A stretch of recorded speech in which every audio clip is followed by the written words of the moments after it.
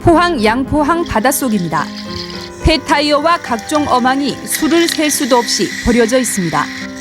비닐청과 나무 토막, 페인트통들은 어초의 생존 환경을 위협합니다.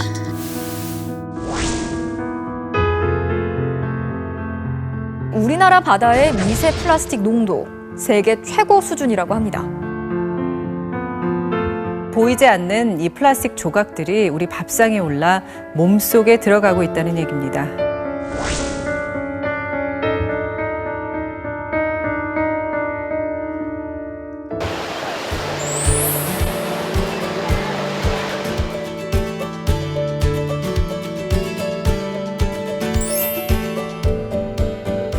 오늘 시시콜콜 택시는요, 우리 지역에서 또 우리나라에서 꼭 빼놓을 수 없는 주목받는 문제죠. 해양 쓰레기에 대한 이야기를 짚어보려고 합니다. 네, 제가 기사를 하나 봤는데요. 최근 2년간 국립생태원이 죽은 채 발견한 바다거북 38마리를 부검을 해봤더니 무려 20마리의 소화기관에서 플라스틱 쓰레기가 나왔다고 하더라고요.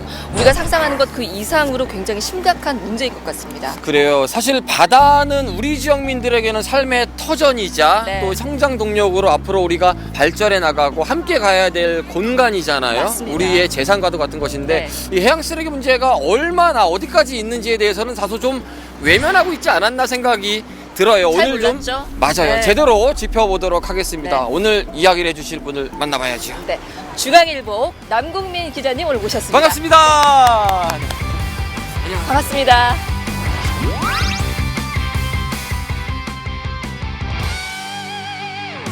이 해양 쓰레기 문제에 대해서 굉장히 오랫동안 취재를 열심히 하셨다고 들었어요. 어떻게 얼마나 하셨는지 좀 들어볼 수 있을까요? 예, 제가 작년 말에 12월 달에 한번 대만을 가서 한번 직접 그 나라에서 얼마나 해양 쓰레기가 심각한지를 보고 왔는데요. 굉장히 심각한 문제였고 대만뿐만이 아니라 뭐 한국도 크게 다를 바가 없어서 한번 취재를 열심히 하고 있습니다. 기자님께서 이제 직접 가보셨던 대만의 루이팡 해안이 구룡포와 좀 닮은 점이 있다면서요? 예, 포항이나 루이팡 같은 경우는 어항이 발달된 곳인데 그러다 보니까 어업 쓰레기가 많아가지고 굉장히 오염도가 심하고 어민들의 피해도 큰 상황이었어요. 이게 사실 내 집 앞의 쓰레기가 아니라 바다의 쓰레기이기 때문에 눈에 잘 보이지 않아요. 심각성을 사람들이 잘 못 느낄 수 있는데 취재를 하는 과정에서 이 해양 쓰레기 문제가 정말 심각하구나, 이 시점에 짚고 넘어가야 된다라고 많이 느끼셨을 것 같아요. 이게 정말 말 그대로 저희 집 앞에 없다 보니까 저는 아예 모르고 사는 쓰레기였는데 알고 보니까 몇백만 톤이 쌓여 있고 그리고 특히 어민들은 체감할 정도로 심각한 피해를 입고 있더라고요. 그렇습니다. 이곳 호미곶만 보더라도요, 아름다운 동해바다가 되게 파랗게 있고요. 네. 또 깨끗하다고 생각하고 많은 관광객분들이 와서 지금 이렇게 사진도 찍고 하고 계신데 실질적인 내용을 들여다보면은 몸살을 앓고 있는 곳 중에 하나다라고 볼 수가 있어요. 그에 대한 자세한 얘기들을 오늘 제대로 풀어보도록 하겠습니다. 네. 택시로 가실까요? 감사합니다. 가시죠.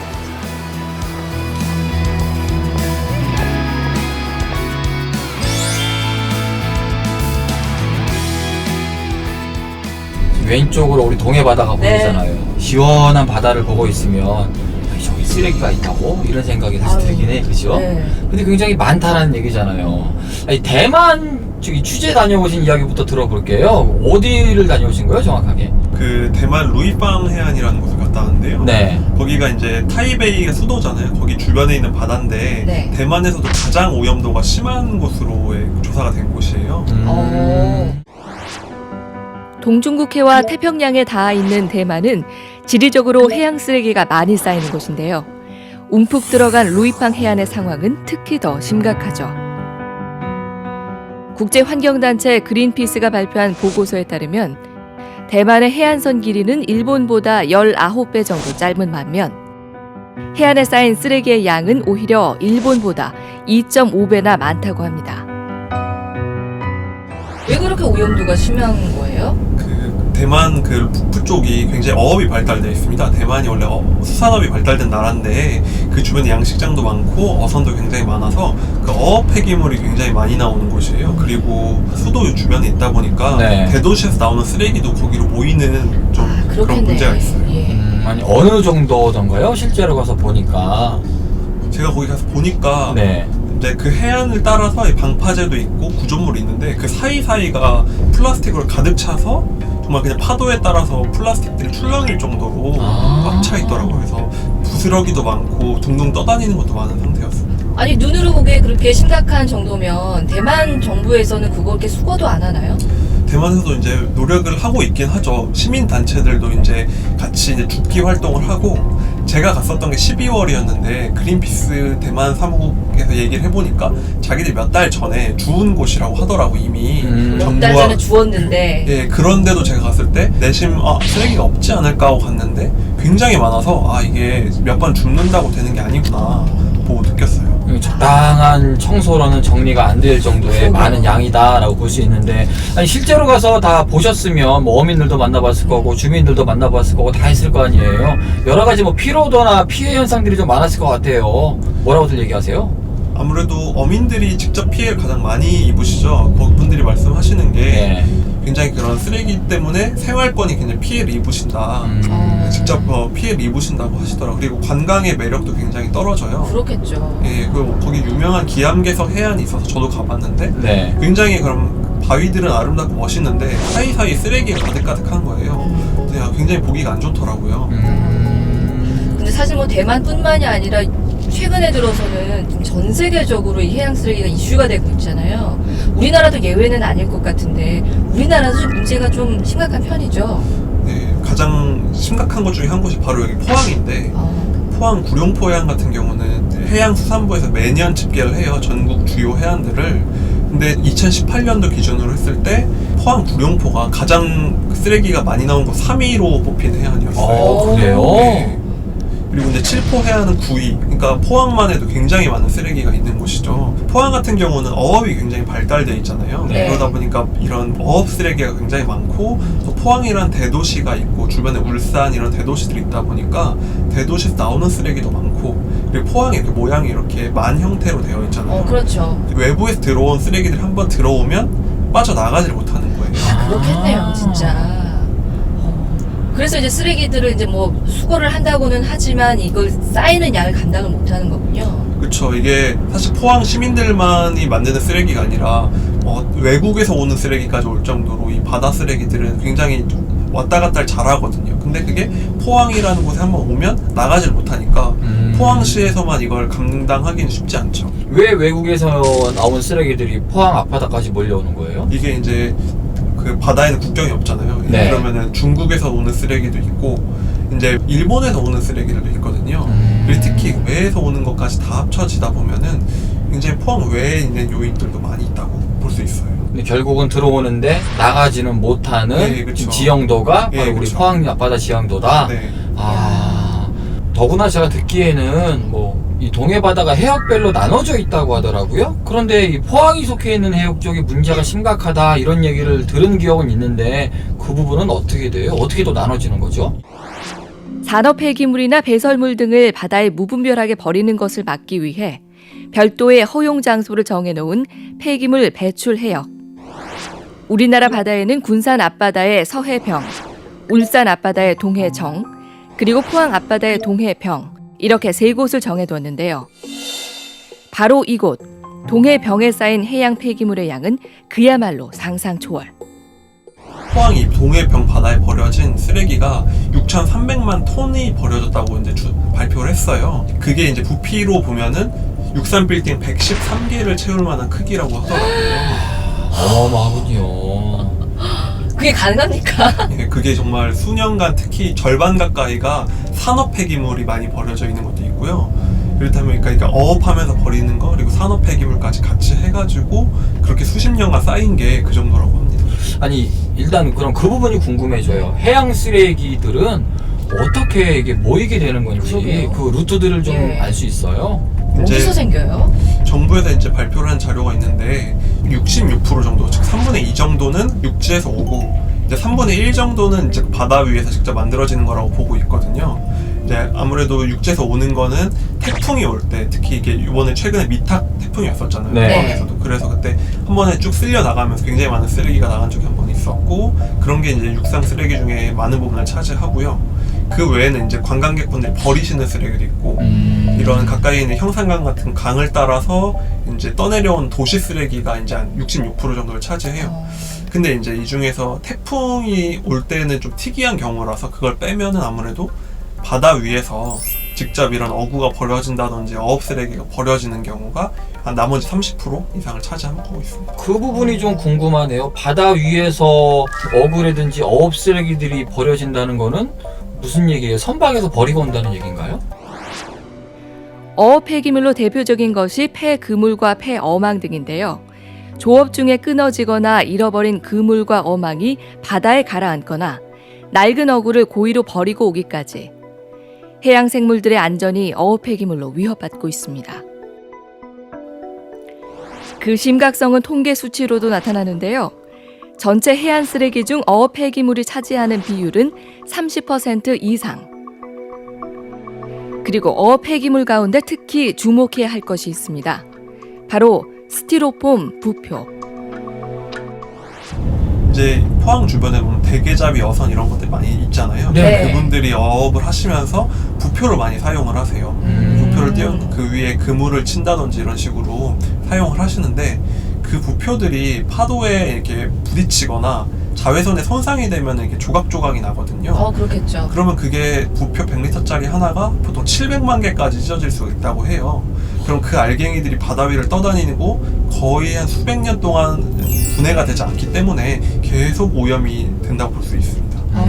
아니 아까 말씀하신 대로 들어보면은 우리 포항 앞바다에서 어선들의 그런 부표만이 아니라 그러면은 뭐죠, 남해도 그렇고 외국도 그렇고 그쪽에서 떠다니던 부표들도 다 이쪽으로 넘어온다는 그런 얘기인 거죠? 예, 그렇죠. 남해 같은 경우는 양식장에서 부표를 많이 사용하는데요. 네. 이제 남해에서부터 이 동해까지 흐름이 있기 때문에 거기서 오는 쓰레기도 없다고 볼 수는 없습니다. 아니 그 스티로폼이라는 게 그 알갱이가 굉장히 작잖아요. 그렇죠. 그럼 그게 아까 뭐 700만 개가 된다고 하셨는데 그게 사실은 바다에 이렇게 쫙 퍼지면 수거를 할 방법도 사실상 없잖아요. 그렇죠. 그 거의 그런 건 회수가 안 된다고 봐야 되는 거죠. 이게 사실 부표 같은 경우는 찢어지기 시작하면 말씀하신 대로 수거하기가 거의 불가능에 가깝다고 볼 수가 있어요. 지금까지 기술로는 쉽지가 않고 깨지지 않는 부표를 만들어내는데 아직은 많이 상용화되지 않아가지고 어려움이 있습니다.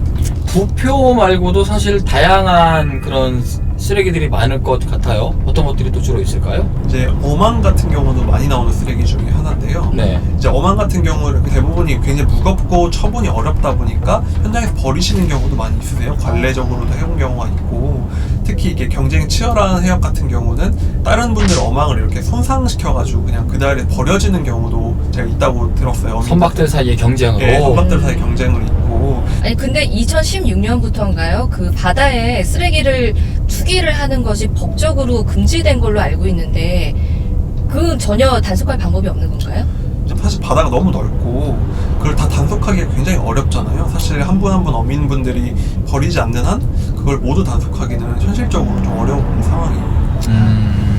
그러다 보니까 이제 또 조업을 하다 보면은 또 편의상 그냥 버리게 오게 되고 또 단속을 할 방법은 없고 그 반복이 되는 거거든요. 말씀을 들어보면은 이제 규제 이전에 있었던 그랬던 많은 쓰레기들이 아직까지 치워지지 않고 남아있기 때문에 지금 포항 앞바다가 이렇게 많은 산더미처럼 있다 이렇게 볼 수 있는 거네요. 그렇죠? 네.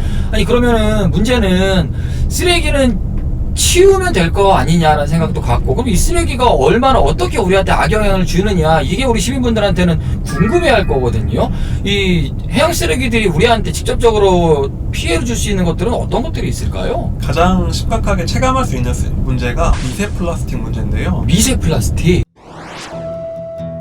무한한 자정 능력을 가진 듯 보였던 바다는 지금 플라스틱 공포에 떨고 있습니다. 더욱 무서운 사실은 우리나라 바다의 미세 플라스틱 오염도가 세계 최고 수준이라는 것. 우리나라 해안 쓰레기의 재질 구성을 보면 무려 83%가 플라스틱. 주요 플라스틱 쓰레기에는 밧줄, 음료수병, 그리고 스티로폼 부표 등이 속하는데요. 특히 스티로폼 부표는 위험한 이유가 따로 있습니다.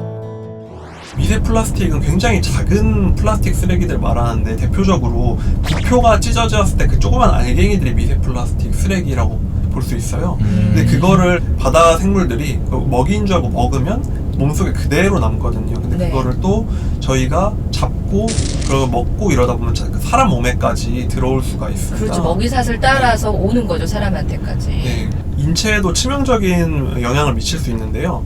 그 스티로폼에서는 HBCD라는 독성 물질이 나옵니다. 네.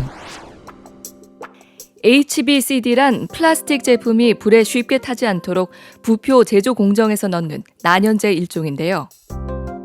문제는 이 물질이 호르몬 체계를 교란하고 신경계를 파괴하는 등 인체에 해롭다는 겁니다. 부표에 둘러붙어 사는 홍합 같은 경우가 둘러붙어 살 수가 있는데, 예를 들면 그 홍합을 먹으면 제가 그 독성 물질을 그대로 먹는 거예요. 인체에까지 심각한 피해를 줄 수가 있는 거죠. 아니 그 물고기나 혹은 어패류들이 먹어도 그 안에서 없어지지 않고 그대로 남아있던 걸 저희가 먹게 되는군요. 예, 그렇죠. 식탁 위에서. 네. 무섭네요. 근데 바다 하면 빼놓을 수 없는 게 소금이잖아요. 소금에도 그런 플라스틱이나 이런 것들이 악영향을 준다는 얘기도 있던데요. 예, 바다 물이 오염되다 보면은 당연히 그런 물들을 증발시켜서 만드는 소금에도 플라스틱이 많이 들어가게 되는데요. 바다에 버려진 플라스틱 쓰레기가 인체에 투입되는 중요한 경로 중 하나가 바로 바닷물을 증발시켜 얻는 소금인데요. 전 세계 28곳의 천일염을 분석한 결과 무려 26곳에서 미세 플라스틱이 검출. 즉 90%나 되는 충격적인 결과가 그 심각성을 증명합니다. 그러면은 그 미세 플라스틱이 인간에까지 영향을 미치게 되면 구체적으로 어떤 피해를 받을 수가 있는 거예요? 아직 이제 이 미세 플라스틱 문제가 문제로 인식된 지 오래되지가 않았어요. 가장 큰 문제가 사실은 어떤 영향을 미치는지 아직 연구도 되지 않았을 정도로 저희한테 낯선 문제라는 거거든요. 근데 그게 더 무섭네요. 언제부터 우리가 그 미세 플라스틱을 알게 모르게 몸속으로 이렇게 받아들이고 있었는지조차 모르는 거잖아요. 그렇죠.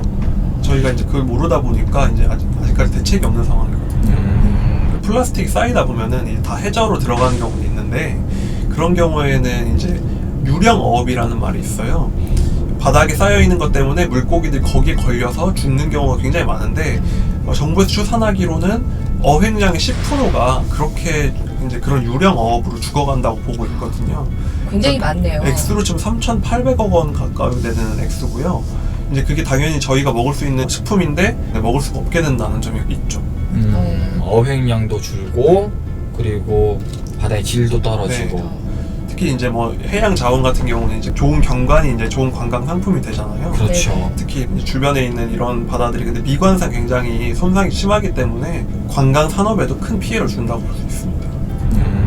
사실 뭐 이런 쓰레기들로 인해서 저희가 피해볼 수 있는 시민들이 많을 거 아니에요? 어떤 부분들이 더 있을까요?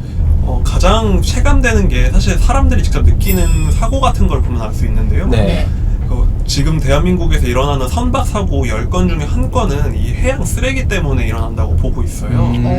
가까이만 해도 6일날 울릉도에서 이제 포항으로 나오는 여객선이 있었는데 갑자기 이제 멈춰가지고 큰 사고가 날 뻔했어요. 그게 이제 동력을 잃어서. 근데 그거 알고 보니까 원인이 고무 쓰레기가 이제 그 터빈 안에 들어가면서 이제 사고가 난 거였거든요.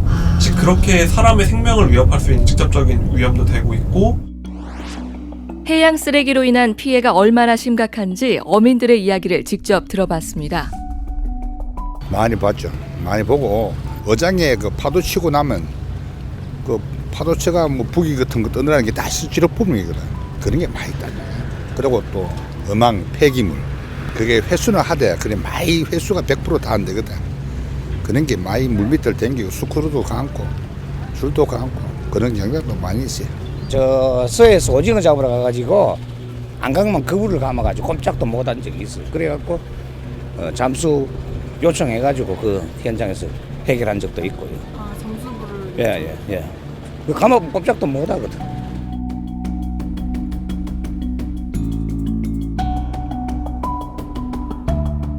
아니 어쨌든 이 해양 쓰레기 문제는 사실 오래된 얘기잖아요. 그동안에 또 여러 정책들이나 방향들이 없었던 거는 또 아니거든요. 어떤 것들이 또 우리나라에서 진행이 됐었고 왜 효과를 못 봤는지 그 얘기 좀 들어볼 수 있을까요? 이제 가장 큰 문제가 어업 쓰레기 문제가 있습니다. 근데 그러다 보니까 정부도 이 문제를 해결하려고 생분해성 어구라는 걸 만들려고 많이 했어요. 생분해성이라는 거는 이제 바다에서 2년, 3년 정도가 지나면 이제 미생물들이 분해를 해줘서 이제 쌓이는 쓰레기를 없앨 수가 있거든요. 그게 세계 최초로 이미 2007년에 한국에서 개발이 됐는데, 문제는 이제 어민들이 그걸 외면을 했어요. 왜 외면을 하시냐면 부표 같은 경우는 그런 친환경 소재들이 너무 무겁고 잘 깨지고 그리고 비싸다 이래가지고 이제 그냥 기존에 쓰시던 부표를 쓰시는 거예요. 그리고 어망 같은 경우도 대체품들이 22가지 정도 개발이 됐는데 아직까지 어민들이 많이 사용은 안 하시거든요. 그런 실효성이 떨어지는 좀 대체품들이 나오다 보니까 아직까지 이런 친환경 소재로 쓰는 데는 좀 어렵지 않나 그런 상황이라고 볼 수 있습니다. 그러니까 대체품이 필요한데 친환경 대체품들은 아직까지 사용할 수 있는 효과는 크게 못 보기 때문에 네. 어민들이 좀 외면하고 있는 실정이다. 뭐 한 전체 사용량 중에서 2% 3%도 안 되는 수준이어서 아직까지 좀 실효성의 문제가 많이 있는 상황이에요. 그런 것들은. 요즘에야 환경에 대한 생각들이 우리가 많이 늘어서 이렇게 바다 위에 스티로폼 떠 있는 거 있으면 아 저거 쓰레기 아닌가 싶은데 사실 우리 조금만 예전으로 시간을 돌려보면은 하얀 꽃이라 그랬어요. 예쁘게 폈고 네. 뭔가 이 부표들로 인해서 경제가 발전하는 것 같고 해서 장려했던 것도 기억이 나거든요. 실제로 정부 차원에서 많이 장려하기도 했고 많이 쓰이기도 했죠. 그쵸. 이제 양식업 같은 경우 굉장히 어촌의 그 소득을 늘리는데 톡톡한 효자 노릇을 했거든요. 그리고 80년대까지는 유리로 된 부표를 썼었는데 스티로폼 부표가 들어오고서는 굉장히 혁신이었어요. 그 당시에는 너무 가볍고 너무 저렴하고 그래서 정부에서 많이 이걸 쓰라고 했었죠. 근데 이제 한 20, 30년 시간이 지나고 보니까 이런 환경 문제가 있다는 걸 이제 요즘에서야 알게 된 거라고 볼 수 있습니다. 그러게요. 동해 최대 어업 전진 기지로 꼽히는 포항 구룡포항. 정박해 있는 어선들만 봐도 엄청나게 쓰이고 있는 스티로폼 부표를 확인할 수 있습니다. 이제 스티로폼 부위가 되게 좀 문제는 많은데 저걸 대체하고 가볍고 저 정도의 부력도 있고 이런 걸 다 조건을 갖추려면 아직도 좀 연구를 좀 많이 해야 되지 않을까 싶어요. 지금 뭐 어차피 또 한다면은 스티로폼 말고 그 플라스틱 부자 그런 걸 만들어야 될 텐데 그것도 또 같은 맥락이라고 봅니다. 어차피 깨지고. 그렇죠. 깨지면은.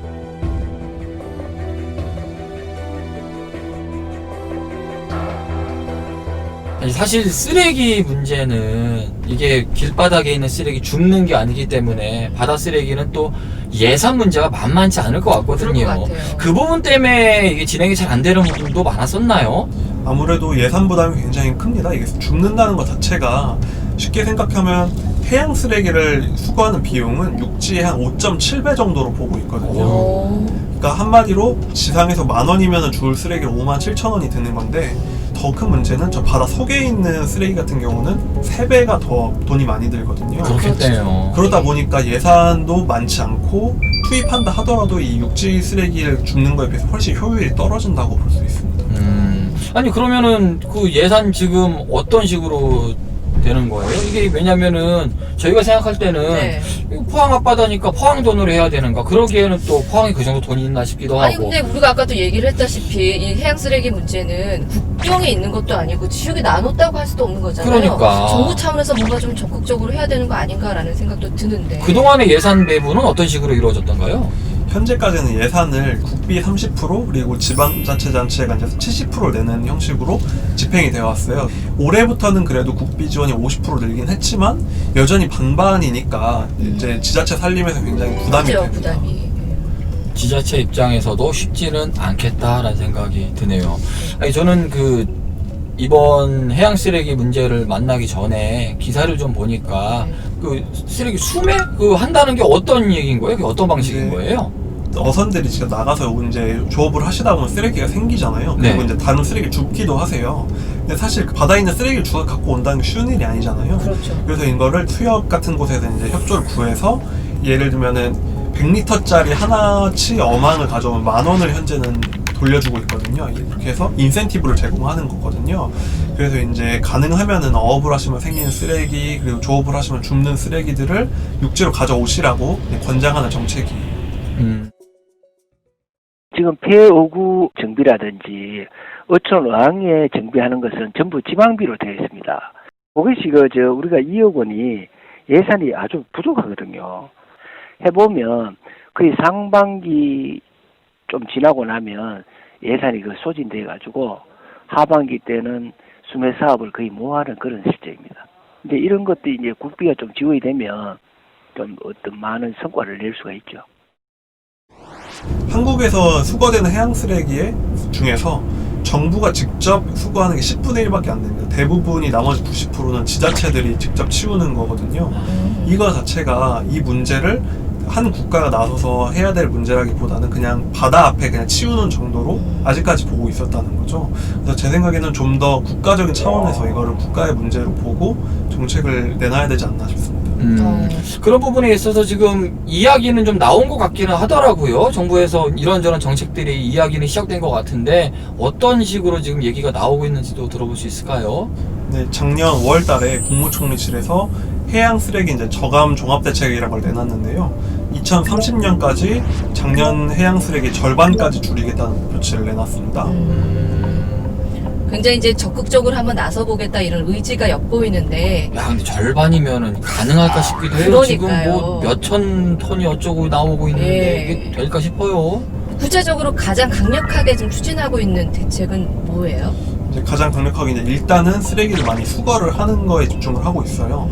가장 첫 번째로 이제 지자체에다가 보내는 그런 수거에 드는 비용에서 정부 지원율을 50%까지 늘린다는 게 가장 큰 대책으로 내놓은 거고, 그리고 해양에서 수거를 할 수 있는 배가 따로 있거든요. 해양 네. 수거선이 있는데 그 배를 대폭 늘리겠다. 그래서 권역별로 다 배치를 해서 주요 항구마다 그리고 수거 시설도 만들고 해서 많이 걷어내겠다는 목표를 내놨고요. 그리고 유입도 막기 위해서 하천 관리하는 관리청들이 유입 쓰레기까지 막을 수 있는 의무를 부과를 했고요. 그리고 이제 어구 같은 경우도 지금까지 실효성이 없었잖아요. 네. 이제 생애 주기별 관리를 해가지고 만들 때부터 수거할 때까지 정부가 나서서 이제 걷어들이는 대책을 만들겠다 그렇게 발표를 했습니다. 그리고 포항시만 하더라도 올해부터 그 해양 쓰레기 수거의 해로 선포를 해가지고 다양한 캠페인을 하고 있거든요. 이렇게 이제 중앙 정부나 지자체들도 나서서 이제 본격적으로 이 문제를 다루기 시작한 것 같습니다.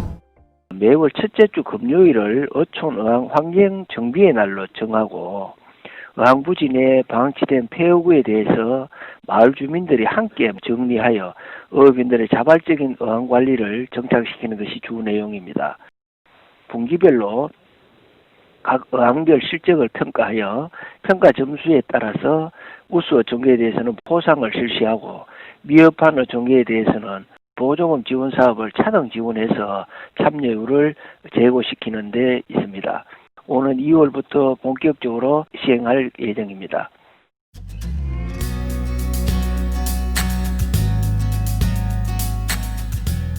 그동안에는 없었던 조금 구체적인 방안들이 일단은 나온 것 같아서 기대는 됩니다. 우리나라 말고도 사실 우리나라가 참고해야 될 게 또 다른 나라들이잖아요. 좀 저희가 참고해 볼 만한 사례들 어떤 나라들이 있을까요? 대만 같은 경우는 저희랑 조금 다른 방식으로 접근을 하고 있는데요. 대만 이런 그린피스나 그 대만의 유력한 환경단체들이랑 정부가 직접 이런 협의체를 만들어가지고 같이 정책을 내고 그리고 같이 이제 수거 활동을 하는 식으로 그리고 보고서도 함께 조사를 해서 만들고 있어요. 그러니까 지역 주민, 시민단체, 정부가 함께하는 수거 활동을 하다 보니까 주기적으로 해양 관리를 하고 있고 수거량도 굉장히 많은 편입니다. 우리나라처럼 이렇게 관이 주도해서 모두 걷어내는 것보다 훨씬 효율성이 높다고 볼 수 있죠. 중국 같은 경우는 좀 특성을 따라서 큰 강이 흘러 들어가잖아요. 양자강 같은 경우 큰 강이 있는데 그 하구를 좀 더 집중적으로 관리를 해서 유입량을 굉장히 많이 줄여내는 성과를 이제 거두겠다고 발표를 한 상황입니다. 하긴 이게 해양이 엮이고 예산 문제가 만만치 않기 때문에 그 관이 좀 주도할 수밖에 없지만 시민들이 함께 참여하면 할수록 더 뭔가 파급력은 커질 거란 생각은 들어요. 그런 의미에서 외국에서는 그런 사례들이 있는 거겠죠? 아무래도 가장 그 바다를 잘 아는 건 그 지역의 주민들이잖아요. 주민들이 이제 가장 심각한 곳을 알고 적극적으로 나서시다 보면은 더 효율적인 성과가 나오게 되겠죠. 사실 아직까지는 어민들 외에는 또 많이들 이렇게 절감은 하지 못했던 것 같아요. 해양 쓰레기 문제에 그렇죠. 대해서 이제 또 우리가 이야기를 시작을 했으니까 아마 또 그 시민들의 움직임도 달라지지 않을까 하는 또 희망이 생기네요. 네.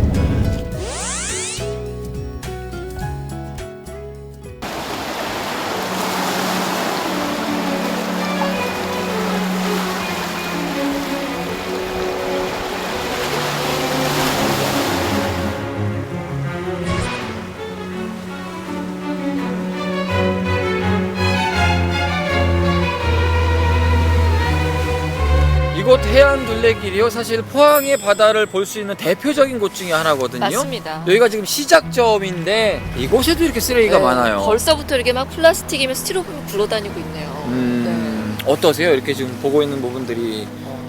멀리서 볼 때는 굉장히 아름다운 둘레길로 보였는데 가까이서 보니까 쓰레기가 있는 거 보니까 좀 마음이 아프네요.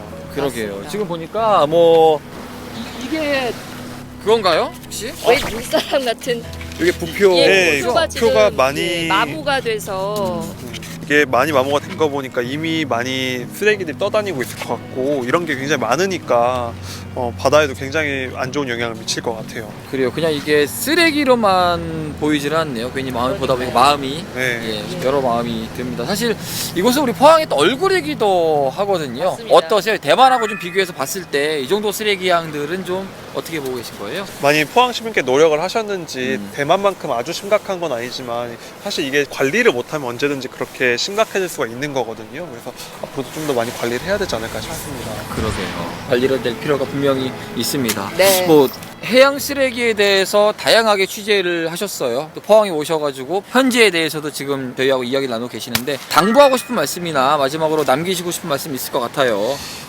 사실 모두가 자기 집 앞은 열심히 치우고 집은 열심히 정리를 하잖아요. 근데 사실 이 바다도 돌고 돌아서 저희 식탁 위에 올라올 수 있는 곳이기 때문에 내 집처럼 좀 나서서, 그리고 한 지자체만 나선 게 아니라 국가가 나서서 좀 열심히 관리를 해줬으면 좋겠습니다. 서두에서 말씀드렸지만 우리의 터전이거든요. 네. 우리 지역민들의 생활입니다. 이곳은 우리가 꾸준하게 좀 잘 가꿔야 될 필요가 분명히 있지요. 그럼요. 예, 조금 더 지속적인 관심이 필요할 것 같습니다. 네. 오늘 바쁘신데도 이렇게 와주셔서 감사하고요. 네, 앞으로도 해양 쓰레기 문제가 있을 때에는 저희가 지속적으로 여쭤보고 함께 이야기를 나누도록 하겠습니다. 감사합니다. 감사합니다. 고맙습니다.